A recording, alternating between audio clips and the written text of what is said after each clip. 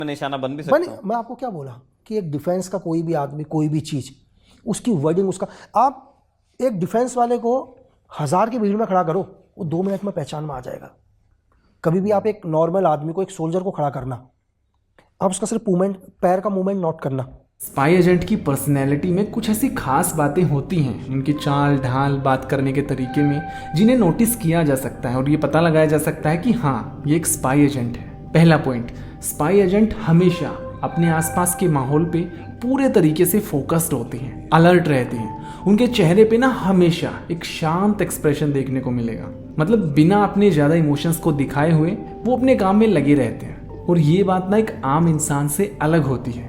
दूसरा पॉइंट, कभी कभी ना वो अपने खास इशारों का इस्तेमाल करते हैं, जैसे बार बार टाइम चेक करना, कलाई पे हल्का सा टैप करना, या फिर अगर उनके हाथ में पेन है तो उसको किसी खास तरीके से घुमाना, जो कि एक आम इंसान के लिए नॉर्मल है, उसको कुछ भी समझ नहीं आएगा, लेकिन वहीं आसपास कोई दूसरा एजेंट जो मौजूद है वो उसके इशारों को समझ जाएगा। तीसरा पॉइंट है कि एक स्पाई एजेंट हमेशा अपने आसपास के लोगों और जगहों पे बड़े ही चुपचाप तरीके से नज़र रखता है, उनको ऑब्जर्व करता है बिना अपनी तरफ ज़्यादा ध्यान खींचे। जैसे कि अगर वो किसी कैफ़े में होते हैं तो एंट्री और एग्जिट पॉइंट्स का बड़ा ही खास ध्यान रखते हैं, उनको ऑब्जर्व करते हैं, वहाँ आसपास के लोग क्या कर रहे हैं, उनके फेस पे क्या एक्सप्रेशंस हैं। बेसिकली वो पता लगाने की कोशिश करते हैं कि वहाँ पे कोई फील्डिंग तो नहीं लगी है, वहाँ का माहौल कैसा है। एंड नंबर 4, स्पाई एजेंट अपनी बॉडी मूवमेंट्स और जेस्चर्स पे पूरा कंट्रोल रखते हैं, वो ज़्यादा ओवर एक्सप्रेसिव नहीं होते। उनके मूवमेंट्स अगर आप देखेंगे तो बिल्कुल कैलकुलेटेड होते हैं, जो कि किसी कैजुअल या फिर